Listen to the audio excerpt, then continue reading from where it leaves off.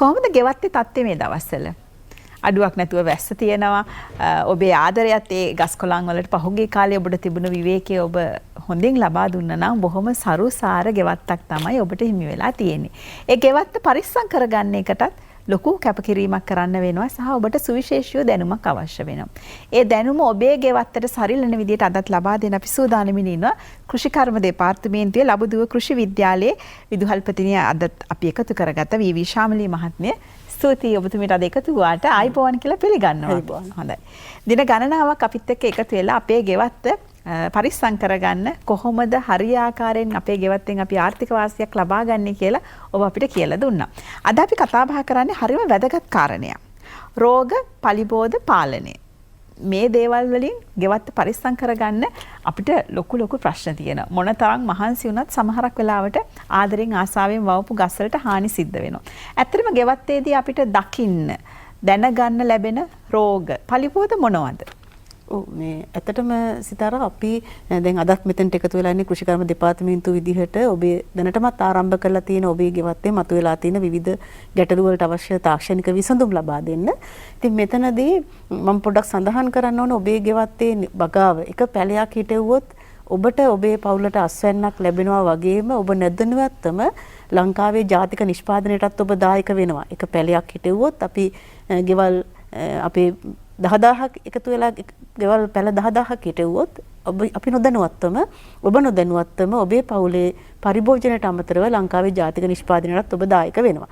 ඉතින් මේ විදිහට අපි පැල හිටවලා දැන් ඔබ මම හිතන්නේ පහුගිය කාල තුරාවටම ආරම්භ කරපු ඔබේ ගෙවත්ත අඛණ්ඩව පවත්වාගෙන යාම තමයි මෙතනදී ඉතාමත්ම වැදගත් වෙන්නේ. ඉතින් එතෙන්දී ඔබට විවිධ ගැටලු වලට මුහුණ දෙන්නේ නැති විශේෂයෙන්ම ලෙඩ රෝග හානි පිළිබඳව අද අපිට බොහෝ දෙනෙක් කතා කරනවා අපි මොකද මේක කරන්න ඕන කොයි වෙලාවෙද මේක පටන් ගන්න ඕන කොහොමද මේකට විසඳුම. ඉතින් ඇත්තටම අපි රෝග සහ පලිබෝධ කියලා කියන්නේ අපේ අස්වැන්නට හානි පමුණුවන අපේ අවසාන අස්වැන්න ගන්න බාධා පමුණුවන ඕනම දෙයක් අපිට රෝග පලිබෝධ වෙන්න පුළුවන්. ගහට හැදෙන ලෙඩක් වෙන්න පුළුවන්. එහෙම නැත්නම් වල් පැලෑටි වෙන්න පුළුවන් අපේ අවසාන අස්වැන්න අඩු වෙන්න හේතු වෙන. එහෙම නැත්නම් කෘමි සතුන්ගේ හානි වෙන්න පුළුවන්. කුරුල්ලන්ගේ හානි වෙන්න පුළුවන්. අපේ අවසාන අස්වැන්න අඩු කිරීමට හේතු වෙන ඕනම සාධකයක් අපිට පලිබෝධක විදිහට ගණන් සලකන්න පුළුවන්. හොඳයි. එහෙමනම් ඔබට මේ දැනුම ක්‍රමානුකූලව ලබා දෙන්න අපි සූදානම්. දැන් මේ කියපු ඕනම අවධියකදී අපේ භෝගවලට හානි වෙන්න පුළුවන්. ඇත්තටම දැන් කෘෂි විද්‍යාවේදී මේක හඳුන්වන ක්‍රමවේද 4ක් විතර තියෙනවා කියලා ඔබතුමිය මගෙත් එක්ක සඳහන් කරා. අපි මේ පියවරවල් ඉක්මනින් පැහැදිලිව සඳහන් කරගමු. ඔව්. ඇත්තටම අපි බොහෝ වෙලාවට ගෙවතු වගාවේ ලෙඩ රෝග පාලනය ගැන සැලකිලිමත් වෙන්නේ ගහකට ලෙඩක් හැදුනට පස්සේ. ඉතින් ඇත්තටම මෙතෙන්දී අපි විශේෂයෙන් සැලකිලිමත් වෙන්න ඕන අවස්ථා හතරකින් අපිට මේ පියවර විදිහට යන්න පුළුවන්. මෙතෙන්දී මම සඳහන් කරන්නේ පළමුවෙන්ම ලෙඩ රෝග එන්න නොදී වළක්වා ගැනීම ඉතාමත්ම වැදගත්. අපේ ලෙඩ රෝග සෝ කෘමි හානි එන්න නොදී අපේ ගෙවත්ත වළක්වා ගැනීම ඉතාමත්ම වැදගත් වෙනවා. ඒක අපිට කරන්න පුළුවන්. දැන් අපි දන්නේ නැත්නම් එහෙම දෙයක් ඇවිල්ලා නැත්නම් මොනවද කරන්න පුළුවන් කියලා ප්‍රශ්නයක්. ඇත්තටම මෙහෙමයි. අපි ගෙදරදී අපි දරුවෙක් හදනකොට උනත් දරුවට අවශ්‍ය හොඳ පෝෂණයක් දෙනවා. දරුවව පරිස්සම් කරගන්නවා. ඉතින් ඒ වගේ තමයි අපි ගහක් කොළක් හදනකොට උනත් ඒ ගහ නිරෝගීව වැඩෙන්න අවශ්‍ය සියලු තත්ත්ව අපි ලබා දෙන්න ඕන. හොඳ අපි මුලදිත් සඳහන් කරා හොඳ මාධ්‍යයක් කාබනික පස් සහ කාබනික පොහොර සහ මතු පිටපස් මිශ්‍ර මාධ්‍යයක් වෙන්න ඕන. ඊළඟට අපේ ප්‍රදේශයට ගැළපෙන වර්ගයක් තෝරා ගැනීම ඉතාමත්ම වැදගත් භෝගයක්. මොකද බොහෝ වෙලාවට අපි ඉන්න ප්‍රදේශයට ගැළපෙන්නේ නැති භෝග තෝරගත්තාම ඒක ලෙඩ රෝග වලට ගොදුරු වෙනවා වැඩි. අපේ ප්‍රදේශයේ පහසුවෙන් වගා කරන්න පුළුවන් භෝග වර්ග තෝරගත්තාම අපිට මේ ලෙඩ රෝග වලට මුහුණ දීමේ ගැටලුවෙන් අපි මිදෙනවා తాවකාලිකව. ඊළඟට ඒ වගේම තමයි අපි ගහ අවශ්‍ය ප්‍රමාණයේ පරතරය ලබා දෙන එක. අපි පරතරය නිසි ආකාරයට දුන්නේ නැත්නම් ඕනට වඩා ළඟින් හිටෙව්වොත් මොකද වෙන්නේ මේ ගස් කොළන් එකිනෙක සෙවිලි වීම හෙවන වීම නිසාත් අනිවාර්යයෙන්ම ගස් කොළන් වලට විවිධ ලෙඩ රෝග වලට ගොදුරු වෙනවා. මොකද කෘමි සතුන්ට හොඳ පරිසරයක් නිර්මාණය වෙනවා ගස් අනවශ්‍ය හෙවන තිබීම මගින්. ඉතින් ඒ නිසා නිසි පරතරයක් ලබා දීම ඉතාමත්ම වැදගත්. ඒ වගේම තමයි අපි ජලය සහ පොහොර ඕනවට වඩා යෙදීමත් සුදුසු වෙන්නේ නැහැ. ජලය සහ පොහොර ඕනවට වඩා යෙදුවොත් මොකද වෙන්නේ? ගහ අනවශ්‍ය විදිහට මාංශල වෙනවා. අනවශ්‍ය විදිහට මාංශල වෙනවා. එතකොට විවිධ කෘමි සතුන්ගේ හානිවලට ගොදුරු වීම පහසුයි. ඉතින් ඒ නිසා ගහට අවශ්‍ය ප්‍රමාණයට පමණක් ජලය සහ පොහොරය දීම වැදගත්. අපි දන්නවා දරුවෙකුට උනත් අපි මීට පරිණුත් සඳහන් කරා අනවශ්‍ය විදිහට කෑම බීම දුන්නොත් දරුවා හැදෙනවා වගේම අනවශ්‍ය ලෙඩ රෝග වලටත් ගොදුරු වෙනවා. ඉතින් ඒ නිසා අපි අවශ්‍ය ප්‍රමාණයට තමයි ජලය සහ පොහොර දෙන්න ඕන. ඒ වගේම තමයි මෙතෙන්දී තව සැලකිලිමත් වෙන්න ඕන දේවල් තමයි අපේ භෝගේ හිටවනකොට සමහර වෙලාවට අපේ ගෙවල් වල වැටක් තියෙනවා එහෙම නැත්නම් තාප්පයක් තියෙනවා අල්ලපු ඉඩම් වල මේ ලෙඩ රෝග තත්ත්ව තියෙනවා නම් අපේ වත්තට එන එක අපිට වළක්වා ගන්න පුළුවන්. එතකොට ඒ සඳහා තාප්පයක් තියෙනවා නම් තාප්පෙන් ආවරණය වෙනවා. එහෙම නැත්නම් අපිට අපේ ගෙදර වටේට තියෙන ඉනිවැට භෝග වැටක් කරගන්න පුළුවන්.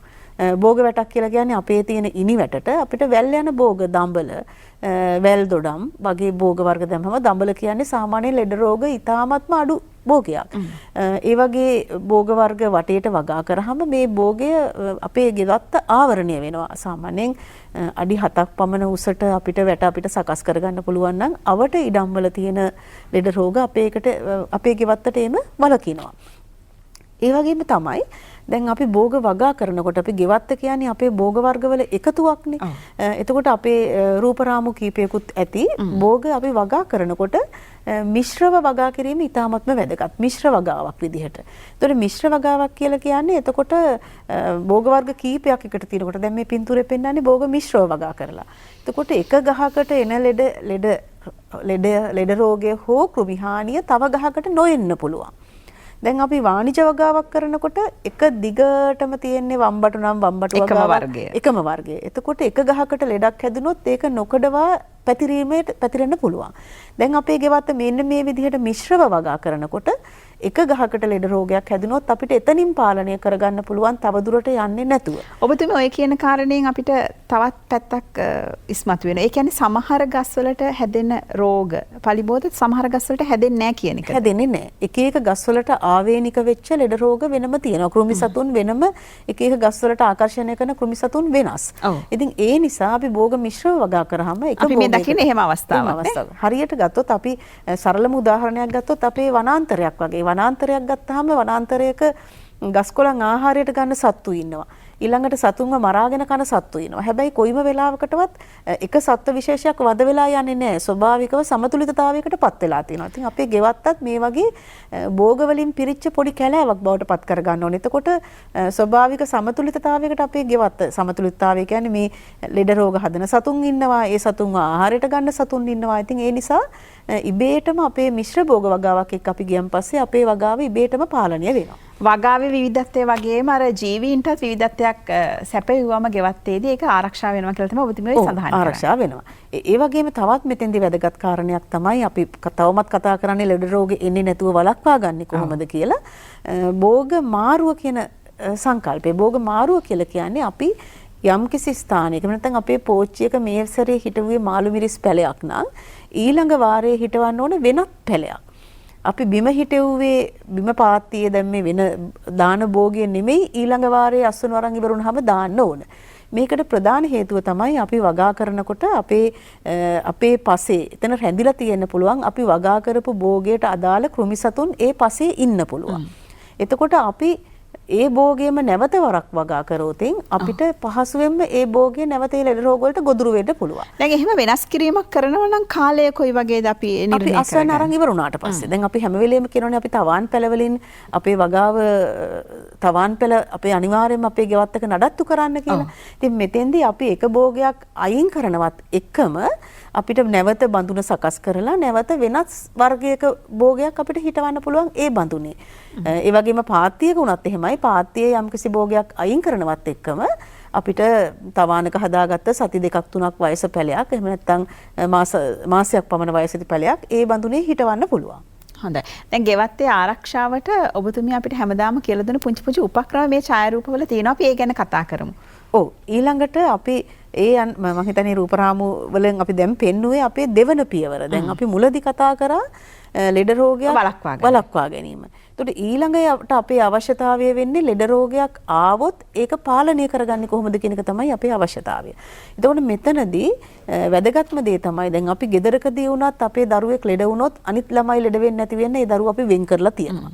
යන්නේ ඒ වගේ අපේ ගෙදරක යම්කිසි පාත්තියක නැත්නම් බඳුනක ලෙඩ රෝගයක් ආවොත් අපිට පුළුවන් ඒ කෘමි හානිය එහෙම නැත්නම් ලෙඩ රෝගය වැදිච්ච පැලැටිය අපිට පාලනය කරගන්න අපහසු සීමාවේ තියෙනවා නම් අපි එතනින් අයින් කරන්න. එතකොට එහෙම නැත්නම් ලෙඩ රෝග හැදිච්ච කොළ බිම වැටිච්ච කොළ තියෙනවා නම් ඒ වගේව අයින් කරලා මේ රෝගේ පැතිරීම පාලනය කරන එක තමයි අපේ දෙවෙනි පියවර. එතකොට දිනපතා අපේ වගාව පරීක්ෂා කිරීම ඉතාමත්ම වැදගත් වෙනවා. එතකොට දිනපතා වගාව පරීක්ෂා කිරීම මගින් අපිට පුළුවන් අපේ ගහේ අපේ ගස් කොළන් වල තියෙනවා නම් බිත්තර කැදලි, දලඹු කැදලි ඒ තියෙනවා නම් ඒව අයින් කරාට පස්සේ අපිට පුළුවන් මේ ව්‍යාප්තිය වළක්වා ගන්න. දැන් සමහර වෙලාවට අපි අද දකින බිත්තර කැදල්ල අද අයින් කරේ නැති වුණොත් තව දවස් කීපයක් යනකොට දලඹුව ගොඩාක් ඊළඟ දවසේ බිහි වෙන්න පුළුවන්.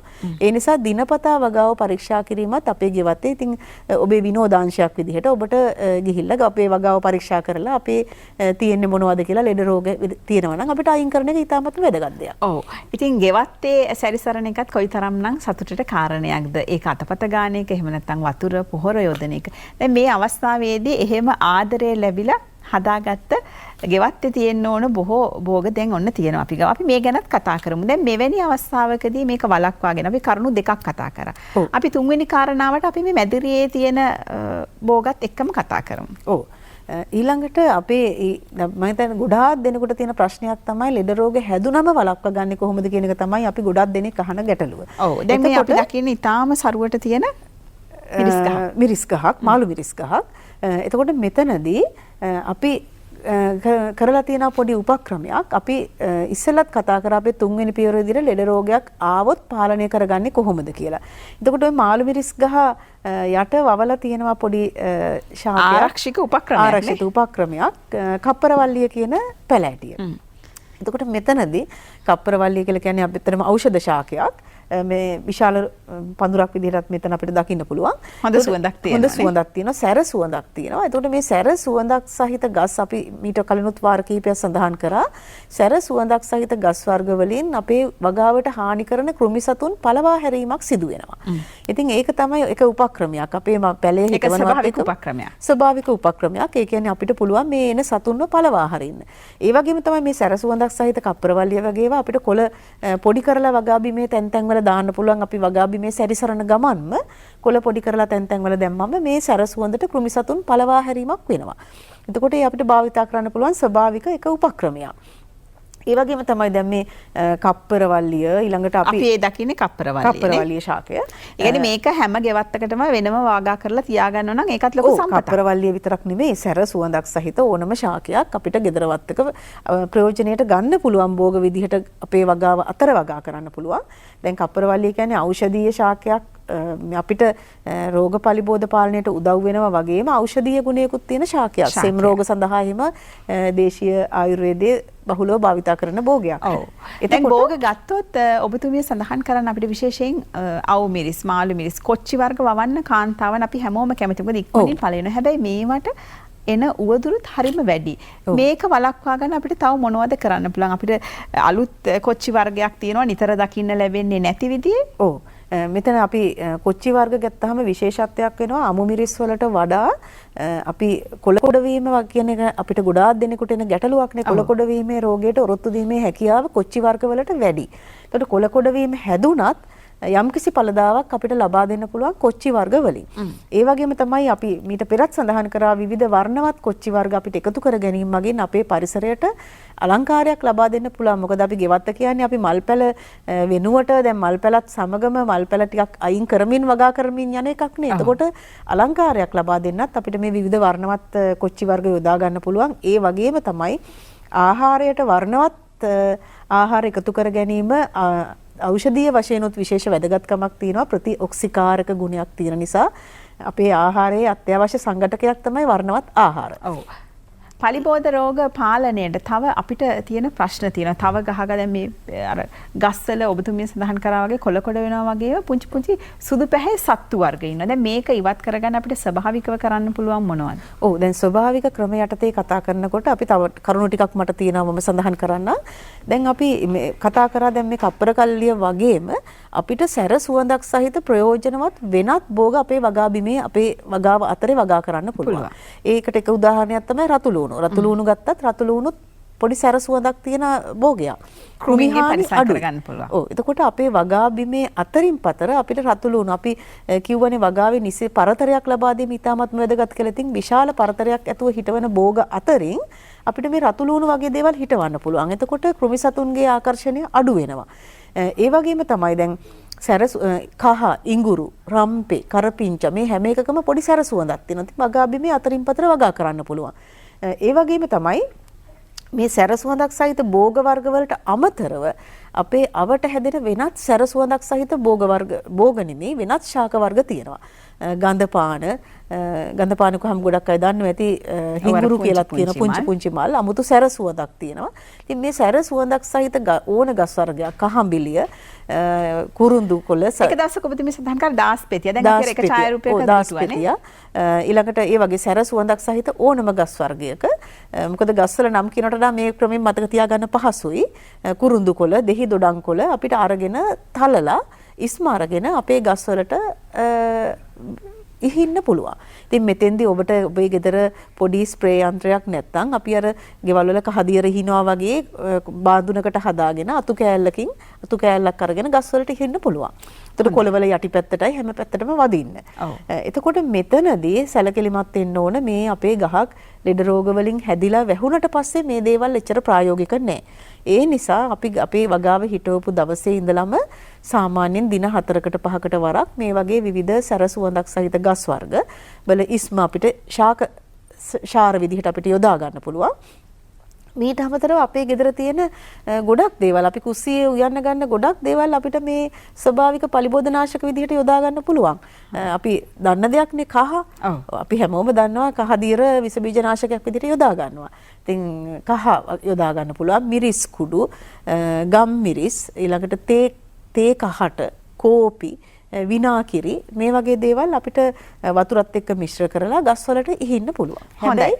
දැන් ඒ වගේම තමයි මේ සියලු දේම කරලා ඉවරලා අපිට ලැබෙන අස්වැන්න පරිස්සම් කරගන්න එකත් අපිට ලොකු අභියෝගයක්. විශේෂයෙන් මේ පසට වෙන හානි වලින් අස්වැන්න අඩු වෙන්න පුළුවන්.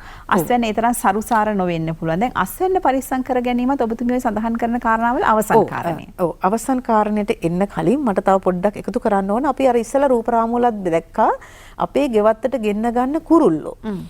අපේ ගෙවත්තට එන දෙමලිච්චා, බට්ටිච්චා, පොල්කිච්චා, ඇටි කුකුලා වගේ කුරුල්ලන්ගෙන් අපිට තියෙන විශේෂ වාසිය තමයි මේ කුරුල්ලෝ ඇවිල්ලා අපේ ගෙවත්තේ තියෙන පණුව අහුලගෙන කනවා.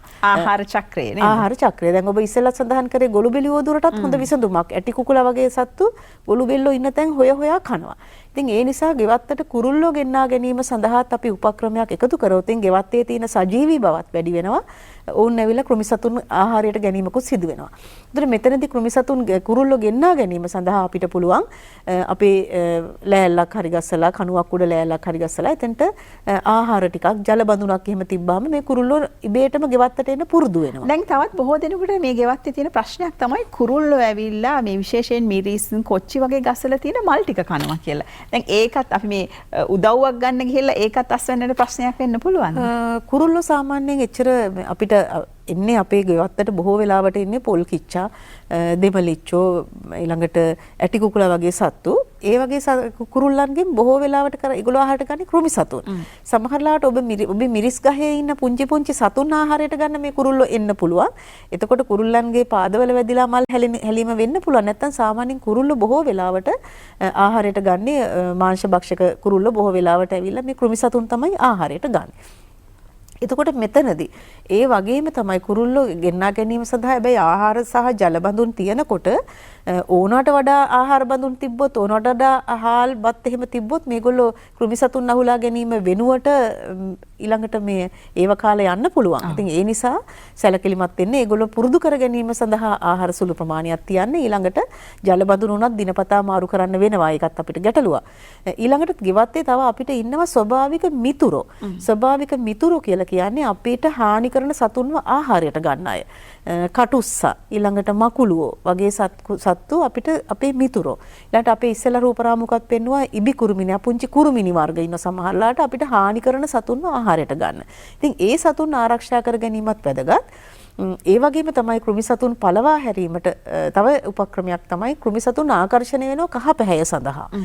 අපේ අර රූපරාමු කීපයකම පෙන්නවා කහ පැහැති ඉටි කොළ අපි එල්ලලා තියෙනවා. ඒතකොට මේ කහ පැහැති ඉටි කොළවල ග්‍රීස් වගේ දෙයක් ග්‍රීසෝ තෙල් හෝ ආලේප කරලා එල්ලුවාම එතකොට මේ කහ පැහැයට කෘමි සතුන් ආකර්ෂණය වෙන නිසා මේ සතුන් හානියට ලක් වෙනවා. හොඳයි.